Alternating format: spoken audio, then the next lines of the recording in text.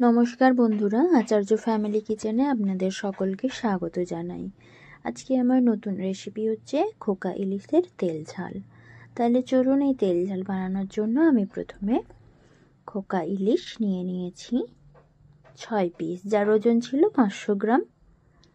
এবার এই মাছটা আমি ভালোভাবে বেছে নেব, আঁশ ছাড়িয়ে পরিষ্কার করে ধুয়ে নেব। আর এই মাছটা আমি গোটা গোটাই রাখবো। মাছটা বেছে পরিষ্কার করে নিয়েই ফিরছি। দেখুন, মাছ বেছে পরিষ্কার করে নিয়ে চলে এসেছি, সুন্দরভাবে পরিষ্কার করে নিয়েছি। এবার মাছটাতে আমি নুন হলুদ ম্যারিনেট করে নেব। প্রথমে মাছের ওপরে দিয়ে দিচ্ছি নুন, এরপরে দিয়ে দেব বেশ কিছুটা পরিমাণ হলুদ গুঁড়ো, দিয়ে মাছটাতে বেশ ভালোভাবে নুন হলুদটা মাখিয়ে নেব। বোথ সাইড বেশ সুন্দরভাবে নুন হলুদটা মাখিয়ে নিতে হবে। ইলিশ মাছ রান্না করতে তেমন বিশেষ কোনো উপকরণের প্রয়োজন হয় না, খুব সহজে এবং খুব কম সময়ের মধ্যেই করে নেওয়া যায়। আজ আমি ঠিক সেরকমই একটি রেসিপি শেয়ার করব, যা কম সময় এবং কম কিছু উপকরণ দিয়ে করে নেওয়া যাবে। প্রত্যেকটা মাছে বেশ ভালোভাবে নুন হলুদটাকে মাখিয়ে নিচ্ছি। তাহলে কি হবে, মাছের মধ্যে নুনটা খুব ভালো মতোই মিশে যাবে। দিয়ে মাছটা নুন হলুদ মাখিয়ে আমি রেখে দেব আধ ঘন্টা মতো। আধ ঘন্টা একটু রেস্ট টাইম দিয়ে দেব। দেখুন, নুন হলুদ মাখানোটা কমপ্লিট হয়ে গেছে। এখন আমি একটু ভালোভাবে একটু সাজিয়ে রেখে দেব। আধ ঘন্টা এখন রেস্ট টাইমে থাক, ফিরছি আধ ঘন্টা পরে। আর এখানে তেল ঝাল করার জন্য নিয়ে নিয়েছি 2 চামচ সর্ষে আর কাঁচা লঙ্কা। আর আমি এখানে সাদা সর্ষেটাই ইউজ করছি, বা হলুদ সর্ষে অনেকেও বলে থাকেন। এটা আমি একটা মিহি পেস্ট করে নেব। এবার চলে যাচ্ছি রান্নার প্রসেসে। প্রথমেই কড়াটা বেশ ভালোভাবে গরম করে নিয়েছিলাম। কড়া গরম হয়ে যেতে দিয়ে দিলাম 4 টেবিল চামচ সর্ষের তেল। সর্ষের তেলটা বেশ ভালোভাবে গরম করে নেব। তেলটা বেশ ভালো মতো গরম হয়ে গেছে। এখন কড়াই তেলটা ভালোভাবে স্প্রেড করে দিচ্ছি। এরপরে মাছগুলো ভেজে নেব। তেলটা গরম হয়ে যাওয়ায় তেলের মধ্যে ছেড়ে দিলাম ইলিশ মাছগুলো। সবগুলো মাছ একসঙ্গে ভাজবো না, দুটি করে মাছ আলাদা আলাদাভাবে ভেজে নেব।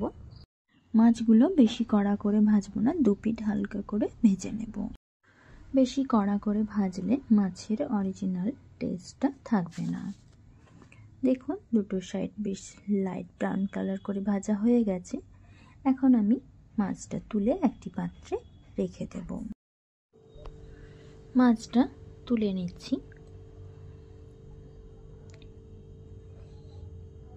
মাছের তেলটা ঝরিয়ে নিয়ে একটি পাত্রে রেখে দেব।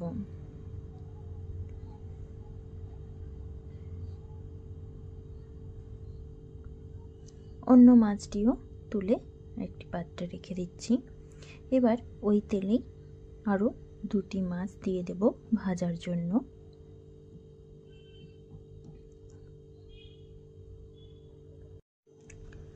এই মাছটিও আমি both side light brown colour করে ভেজে নেব।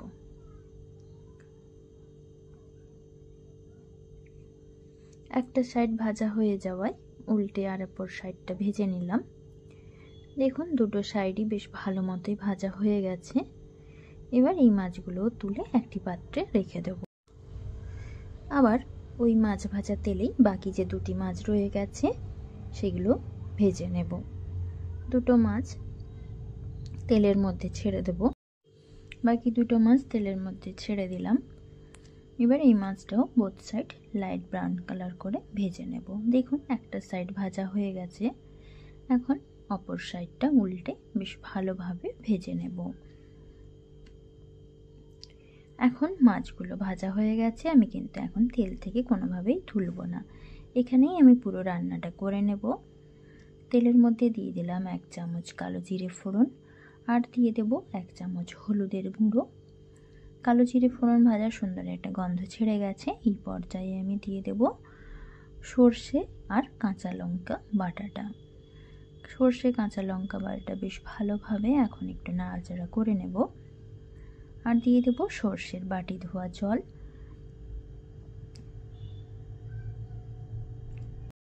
জলটা দিয়ে দেওয়ার পরে বেশ ভালোভাবে এভাবে নাড়াচাড়া করে মশলাটাকে ভেজে নেব আর মাছগুলোকেও একটু উল্টে দেব। দেখুন মশলাটা সুন্দরভাবে ভাজা হয়ে যাচ্ছে এবং কালারটাও বেশ সুন্দর হয়েছে। খোকা ইলিশের তেল ঝাল খুব সহজ পদ্ধতিতে যদি আপনাদের ভালো লাগে তাহলে আপনারাও ঠিক একই রকমভাবে বানিয়ে দেখতে পারেন। খুবই টেস্টি একটি রেসিপি। এবার ওই মশলার উপরেই বাকি ভাজা মাছগুলো দিয়ে দিচ্ছি।